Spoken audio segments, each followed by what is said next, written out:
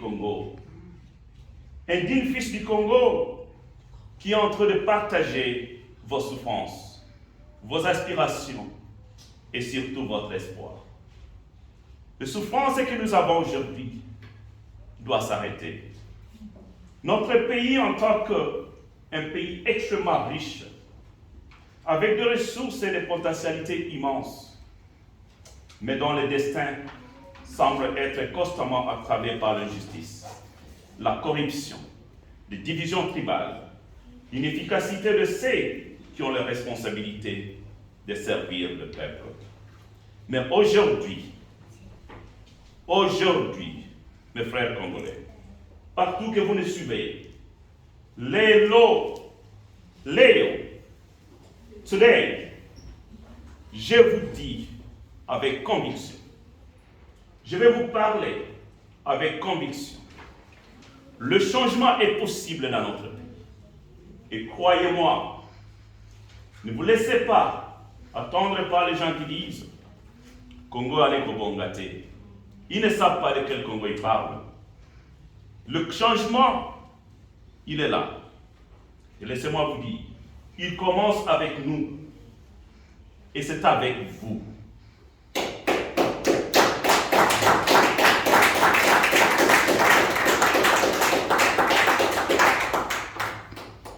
Bien, chers frères, distingués invités, je vais vous faire le temps de lieu de notre pays. Permettez-moi, en politique et le plan économique, cela ne peut être étonné. L'opinion tant nationale qu'internationale du fait que malgré les grandes ressources naturelles et minérales de notre pays et tout ce que notre pays possède, sans parler des pouvoirs autocratiques de M. Tshisekedi, mon pays, la République démocratique du Congo, reste incapable de relever les défis socio-économiques pour son développement et le bien-être des Congolais. De ce point de vue, comme on peut l'imaginer, mes frères chers Congolais, les conséquences sont immenses, voire même incalculables. La hausse des prix, comme on n'a jamais connu. Cela a entraîné une pauvreté extrême, un taux de chômage qui est devenu inconsidérable. Ajoutez à cela, la pauvreté est devenue trop précaire. La vie de notre peuple, on ne peut même pas l'imaginer. Et de cela encore s'ajoute les sécurités sociales, socio-économiques, s'il vous plaît, sanitaires et surtout et tant d'autres dans les territoires nationaux. Bien, chers frères, laissez-moi vous parler encore de la gestion de notre pays, comment elle est catastrophique. Personne ne peut ignorer aujourd'hui qu'on a utilisé le tribalisme et d'autres séparations avec d'autres politiques de division et tant d'autres injustices pour bloquer l'avancée de notre pays. Mais le Congolais a besoin de l'unité. Le Congolais a besoin de vivre dans son pays. Pas question d'identité tribale, pas question d'identité xénophobiste, ou tant d'autres qu'on peut aujourd'hui nous appeler. Plus grave encore, il y a des gens qui veulent séparer les Congolais de leur propre pays. En nommant d'autres, ils sont de l'étranger, ils sont de la diaspora, ils ne sont plus Congolais. C'est de l'ignorance totale. Laissez-moi vous parler. Les ressources de notre pays ont besoin de ressources humaines. Pour développer un pays, nous avons besoin de ressources humaines. Mais le Congo a bénéficié des ressources humaines qui fait la diaspora de notre pays. Celle-là, elle est négligée par le régime actuel. Et c'est les causes qui font que le pays n'avance pas. Pour preuve, voilà comment on est en train de maltraiter un groupe d'individus qu'on a appelé Koulouna. Mes frères chers, c'est sûr que ces gens-là méritent d'être arrêtés ou d'être poursuivis. Il faut qu'il y ait la justice et non une distraction. Laissez-moi vous parler encore. Aujourd'hui, il y a un dicton africain qui dit « C'est par la tête que le poisson commence à pourrir. » Puisque la charité bien ordonnée commence par soi-même. De cette fête, nous recommandons à l'actuel soi-disant ministre de Justice de commencer avec les autorités qui sont membres du gouvernement et qui sont en train de vivre dans l'impunité. Mes chers frères et sœurs distingués invités, je vais parler aussi avec notre communauté. Elle est une fierté pour l'avancée de notre pays. Elle fait la différence que nous pouvons toujours croire que notre effort, nos contributions, comme cela a toujours été, vous vous rappelez des combattants, que beaucoup de gens ont mal compris la résistance. La résistance, c'est un mouvement qui a transformé la vie de notre pays.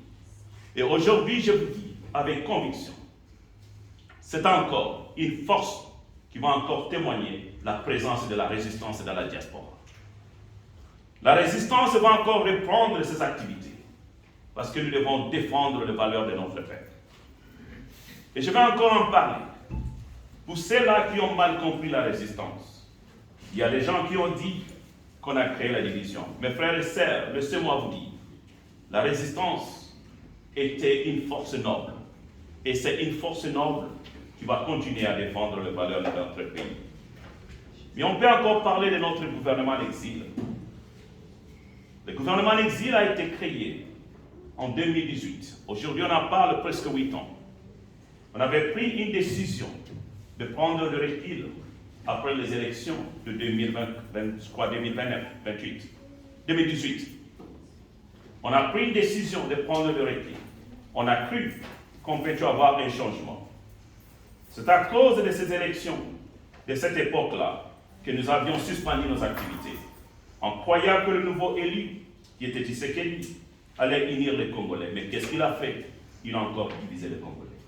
Il a utilisé les insultes, il a utilisé la xénophobie, il a utilisé la division avec des projets tribaux pour diviser les Congolais.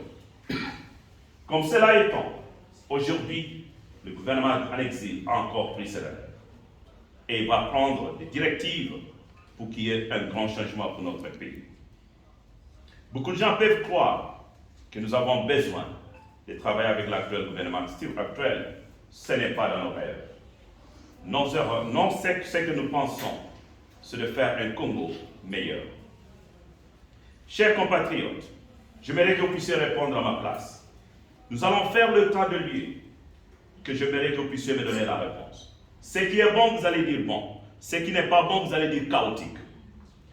Dis-moi un peu, qu'est-ce que vous pensez aujourd'hui de la situation politique de notre pays? Chaotique. Dis-moi, qu'est-ce que vous pensez de la situation politique de notre pays? Chaotique. Dis-moi, qu'est-ce que vous pensez de la situation économique de notre pays? Chaotique. Dis-moi, qu'est-ce que vous pensez de la sécurité de notre pays? Chaotique. Dis-moi, qu'est-ce que vous pensez de la situation sociale de notre peuple? Chaotique. Dis-moi, qu'est-ce que vous pensez du développement? Chaotique. Dites-moi, qu'est-ce que vous pensez de l'environnement? Chaotique. Dites-moi, qu'est-ce que vous pensez de le changement de constitution? Chaotique. Et qu'est-ce que tu sais qu'il fait au pouvoir? Go. J'aimerais que vous puissiez donner la réponse. Il est temps, mes chers frères, même ceux qui nous suivent, notre peuple a longtemps souffert. Nous avons un pays extrêmement riche. Le destin de notre pays, c'est nous. Personne d'autre ne va transformer ce pays, c'est nous. Notre peuple a connu des agressions et plusieurs infiltrations et tant d'autres moyens qui ont détruit notre pays. On a connu des infiltrations. On a connu des pays étrangers qui étaient venus diriger notre pays. C'est parce que nous, Congolais, on a accepté. Mais laissez-moi vous dire, le temps est venu et cela ne sera plus jamais. Et j'aimerais encore prendre ce temps pour donner un message à ceux-là qui pensent qu'ils ont encore un temps d'intimider notre peuple. Il y a un petit barbare dans notre pays qui a osé le temps de dire au peuple congolais de la diaspora qu'il va les arrêter, il va collaborer avec les autorités de pays que nous vivons pour arrêter les membres de la diaspora qui vont avoir une position claire pour l'intérêt de notre peuple. J'apprends ce monsieur, il doit demander à Kikaya. Il doit s'informer auprès de Kabila, qui connaissent comment Okito prend des décisions. Quand la diaspora on a dit que Kabila ne va pas piétiner ses pieds ici à Londres, cela a été fait et jusqu'à présent, il n'a pas vu Londres.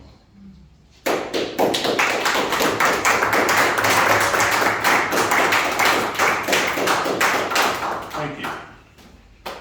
Et pour la paix durable, mes chers frères, nous devons prendre des décisions difficiles. Aujourd'hui, nous sommes humiliés avec le M23. Nous sommes humiliés avec des groupes armés qui ont tendance à utiliser d'autres pays et à leurs intérêts, notre peuple souffre. Laissez-moi vous dire, j'aime les Anglais, ils vous disent, you have to think big. The magic of thinking big. Ne vous laissez pas emporter par des distractions. De même, le groupe de M23 est plusieurs connotations, nous le savons. Ces gens-là, ils réclament la nationalité congolaise.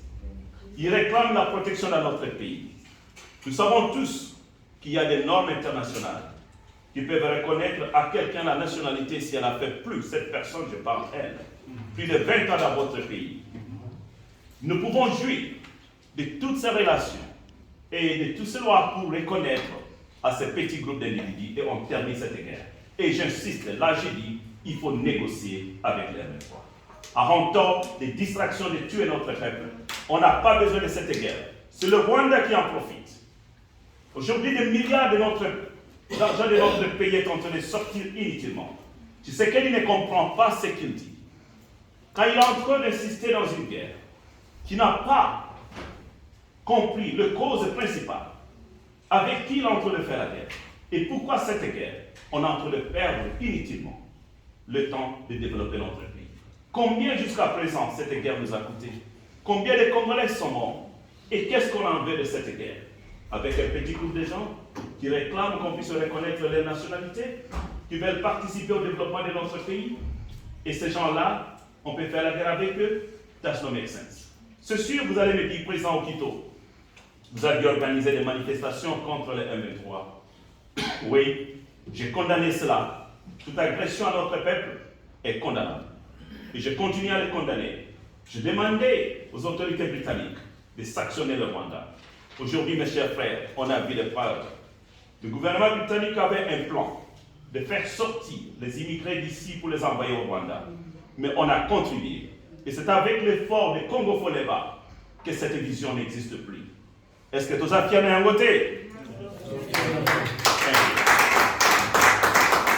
Parce que nous avons soutenu le Rwanda et les relations avec le Rwanda sont bloquées. Et ça, c'est nos efforts.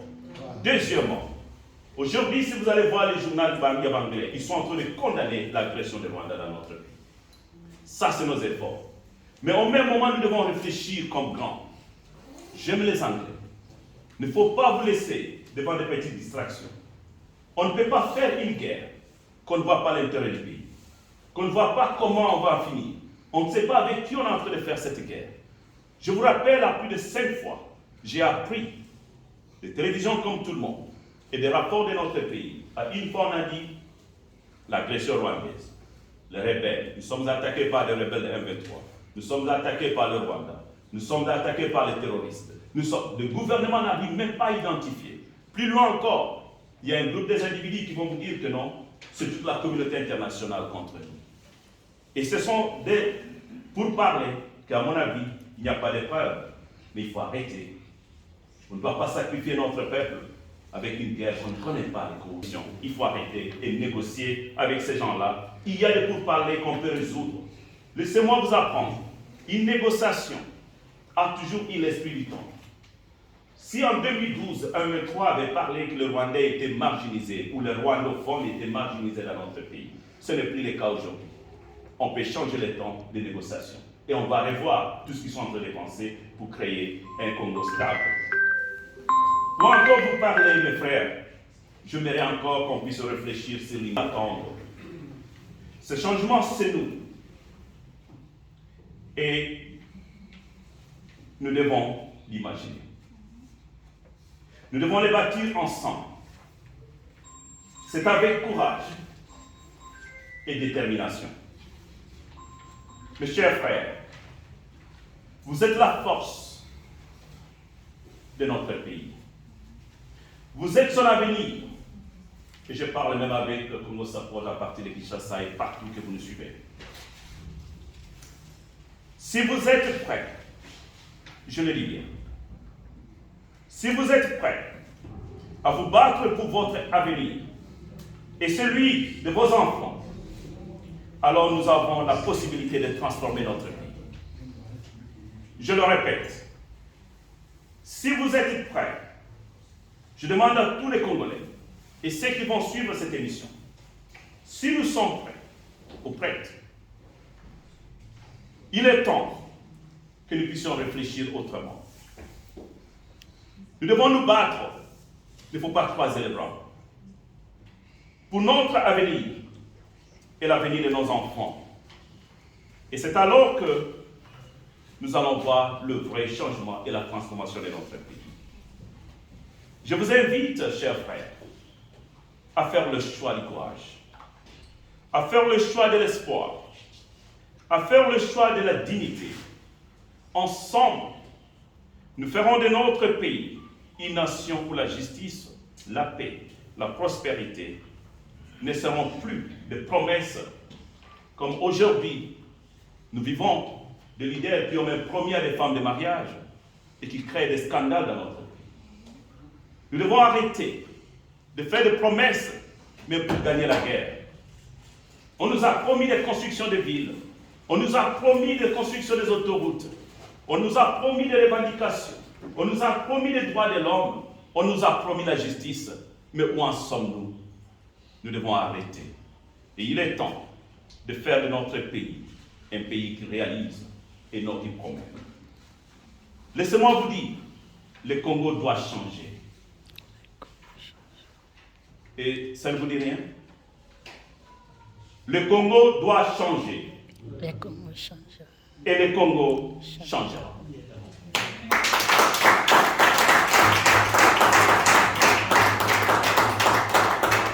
Et ce changement, c'est vous qui l'apportez. Ce changement, c'est nous tous. Et nous pouvons le faire. May God bless Congo. May God bless you all. Que vive le Congo.